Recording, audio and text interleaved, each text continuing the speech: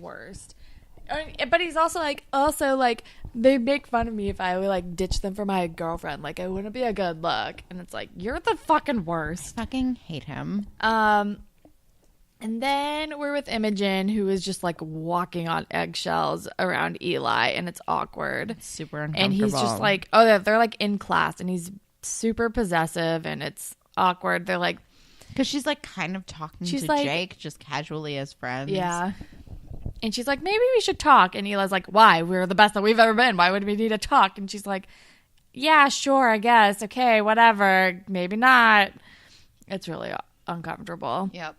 And then Casey is, like, talking loudly in front of Jenna about visiting the baby. And Jenna, like, does not want to hear it. Yeah. And then he's trying to, like, guilt her, which is bullshit. Like, leave her alone. She can't deal with this. And she's allowed to set boundaries for herself. You fucking dummy. I hate this man. I hate every man on this show. Man. Child. Boy. Whatever. But then we're with Maya, who's, like, trying to, like, talk sense into Tori about how Zig is shitty. Yeah. And she's like, you're just jealous that I have a boyfriend and you don't. And Maya's like, yeah, sure. That's what this is. As long as you're happy. Yeah. But yeah, because she's like, would he do the same for you? And Tori's like, yeah. I'm like, no, he wouldn't. He has proven time and time again he would not. He's like a dumb, selfish 14-year-old boy. Get it together, Trish. Get it together, Trish. But then we're with Adam and Eli, and they got the guitar back from the pawn shop, and I think, is it Adam who's like, pawn shops smell weird? Or maybe it's Eli. I don't know. I think it's probably Adam. And but then, yeah, they decide they're going to go have a, like, Wii boxing marathon. But Eli is like, just only focused on the fact that, like, Jake and Imogen, like, talked once. Yeah, and Adam's like, he's kind of dating Jenna. And he goes, wow, dude moves fast. But then he starts spiraling because he's like, we have the same taste in girls. He's going to be after Imogen next. Yeah, it's crazy. Like, do they have the same taste in girls? They have just one girl in common. It's not like Eli was, like, trying to date Jenna right. ever. I don't know. And then Casey just drops by the adoptive parents' house again, and it's really awkward. And he's like, oh, I thought I'd come by. And they're like, oh, well, we can't. We're busy. And like, he, like, tries to invite himself along, so they're, like, going to the parents' house or something. Yeah, it's so awkward. It's very uncomfortable. Like, he's not picking up their signals. And then we are with Imogen. She's at Fiona's house, and she's, like, ranting to her about Eli. And Fiona's, like, trying to, like, defend him, but then we see that Eli is deciding to break into Fiona's apartment. Yeah. So he's still carrying. He thinks Imogen is, like, cheating on him with Jake there. Which is weird. Also, he's carrying his guitar up the fire escape. Yeah. And Adam's just along for this ride. And then he, like, breaks in, and then they hear something, and then they, like, open the door at the same time, and they're like, bah! And then Eli's like, yeah, so what's up? And I'm like, you can't, like, pull this off as a casual moment. Were just in the neighborhood. Yeah. Also, Fiona left her window unlocked. Yeah. And then it's like, Eli, this is not great. And then Imogen is, like, not having any of it. Nope. And then Eli goes home and, like, rips down his photos of her dramatically and is, like, throwing away everything that was hers. And Bullfrog is worried. And Bullfrog is like, your Spawn first edition, blah, blah, blah. And I was watching it with my friend who's, like, a big comic book nerd. And they were like, yeah, Spawn #1 is not worth shit. Like, oh, sorry. And then Eli's like, yeah, she touched it once. And Bullfrog, I'm like, Bullfrog, help him. And he's like, I thought you were doing so well. Like, come on, we got to talk to your therapist about this. And Eli's like, I was doing so good. What's going on? And it's kind of sad. It is sad. It was just, I don't know. He's just kind of spiraling. He's not good with girls, man. No, he was not bad. ready. He's bad at it. Oh, real bad. And then we're with Casey. And he's now talking he's to his like, mom, and he wants to sue for visitation rights. which is crazy. But he doesn't want to sue for full custody. Yeah, but it's like, no, Casey, stop it. You have an open adoption, and you already have the terms.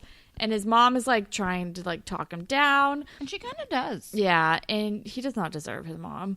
No, she's the best. And she's like, you can be someone Ty looks up to. Like, now you have, like, the opportunity to, like, make something of yourself. Like, you're on a new leaf. I don't know, whatever. She's being a good mom. She's awesome. I love, like, Casey's mom is maybe my favorite character on the show. She's great. She's come a long way. Mm-hmm. And then Tori is trying to make Zig go to the football game with her. And he's like, oh, it's not my thing. He's Which, like, oh, I don't want to do it. She's like, I don't care. Support me. Yeah. And he's like, no, I don't want to. And he's like, fine, I'll go. And she's like, you know what? No, never mind. Whatever. Bye. She's And like, when have you ever done anything for me? Which is a fair fucking point. But then we're with Eli and his therapist, and I love his therapist. And she's like, you know what? Like, you're fine. Like, she's like, are you taking your medication? Are you sleeping? Like, how's exercising? Like, the only thing that's wrong with you is, like, teenage hormones, and you just, like, don't know how to deal with girls. You're just clingy and needs to learn how to deal. Pretty much, yeah.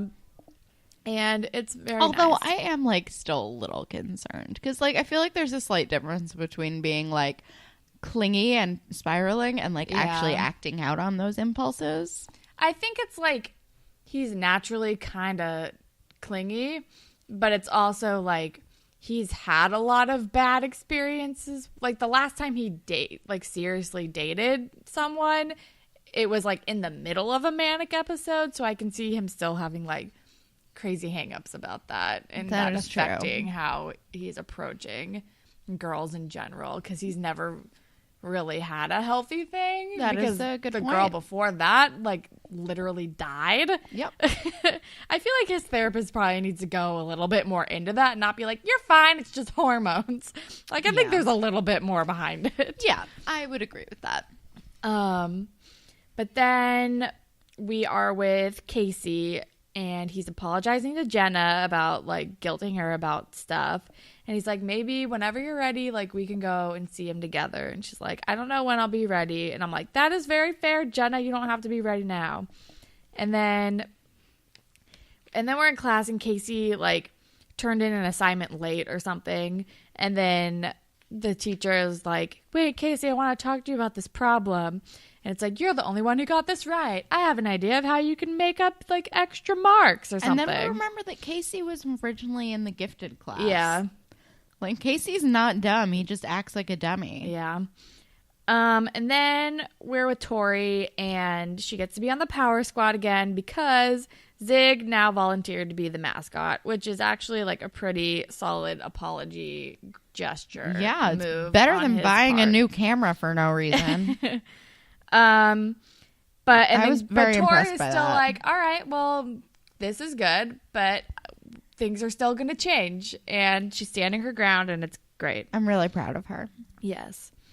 And then we're with Eli and Imogen at the Dot, I believe. And I think. It is at the Dot.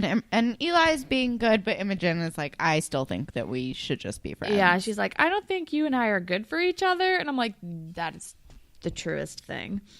And they're both being really mature about it. And he's like, well, can we still be friends? And it's really nice. And I think they are much better off as friends. I agree. And now she and Fiona can get together. Hell yeah. And then we find out that the way that Casey is going to make up grades or whatever is he's going to be on the Science Olympics, seemingly replacing Wes. Yep. Who is gone forever, I guess. Inexplicably. And I'm glad that Casey and Connor are, like, friends again. Me too. And then we're with Bullfrog, and he's just happy that Eli's happy. And Imogen comes over and finds out that Eli entered her collage into that competition after all. And it's sweet, and Eli's doing better, and they're better, and it's nice. And they're friends again. Yay. Yay. And that's the end of the episode. Yep. Spirit Squad Captain. Tori for standing her ground. Yeah. Maybe a little bit of Adam, who's, like, trying to help, but, like... It's always Adam's role. Always trying to help, and no one ever listens to him because they're all stupid. I wonder if the microphone is picking up how loud my dog is snoring right now. I don't know. No, I can't extend the microphone, or else I'd hold it up to her. Wait, hold on. I'm going to try. Detour. Of course, she, like, stops. as soon as you bring it over. She stopped and then kicked me. We're doing great. Ship. Imogen and Fiona. Yeah. Well, she does. Okay. So in that one scene where she is like at Fiona's house, like venting to her, she like gives her this meaningful look and she's like, I can tell you anything. Yeah. Like, they're totally going to get together. Yeah. I hope they do. Me too. I think they will. I think they will too. Moral. Know your boundaries. Yeah. Be perceptive of what the people around you want from you. Sure. Grapevine. We have a review. Yeah, we do. Okay, we have a review from Name Middle. That's the name on iTunes. And I am going to be shipping you with Jason Hogarth. And I say Jason because this starts. You are in high school and you are part of like a pretty like awesome like babysitting service. And you go to Degrassi and you're like really excited to like start your first job. And so, but you're like kind of more of like a Paige Hazel type where like you look down on all those people who like hang out in the ravine and you know who Jay Hogarth is, him and his like candy bandits and all the like. And you're like, that guy's a loser, whatever. He's stupid. He acts out. But you go to like this babysitting service and you're really excited to start. But the way that it works is on the first couple of jobs, you like have to go like with another person who's like been in the service to like kind of monitor you before you're like ready to go on your own jobs. So you get there and they're like, great, really excited. You're going to tag along with Jason. He's one of our best babysitters. Like he's really great with kids and he's going to like be your like mentor for this first job. And you're like, great, cool. That sounds awesome. And then you turn around and you see that it is Jay Hogarth. And you're like, wait, what? This guy? Are you kidding me? And so you're extremely skeptical. And you go on this babysitting job and he just like blows you away with how different he is like on a babysitting job. Like before you get there, he's like, don't tell anybody that I do this. Like this is how I make money. Like don't tell anybody. But once you're babysitting, he's like amazing with kids. He's a great babysitter. He has some really good pointers for you. And by like the end of the night, you guys are like becoming pals. And you're like blown away and you're like, oh my God, who is this person? And like over the next few weeks, you guys like kind of start to bond and you see like all the different sides of Jay and you guys kind of get closer and you like are like doubting like your reality and you're like, what is happening? Like, do I like Jay Hogarth? What's going on? And then finally one day he's like driving you home like after a babysitting job and he like walks you to your door and you like can't deny the feelings that are between you and he kisses you goodnight. And then from there, you guys could either carry out like a secret relationship and it's like a Romeo and Juliet, like different sides of the tracks, like secret love affair. Or you could be like, I don't know, take it public and be like, I don't care. I like him. Like despite everything. I don't know. Do what you want. That's my fan fiction for you based on a Degrassi mini. And there you go. That's it. That's I love it. We haven't done one based off of a Degrassi mini. This is brand new territory. I gotta mine stuff somewhere. But all right. But that is all the grapevine that we have for you guys today. So if you would like to be featured on a future grapevine segment, you can tweet at us at DegrassiPod. We're on Instagram at DegrassiPod. You can email us whateverittakes.podcast@gmail.com. We're on Tumblr, whateverittakes.podcast.tumblr.com. You can listen to us pretty much anywhere, but if you're on Apple Podcasts, if you could rate, review, and subscribe, that would be super cool.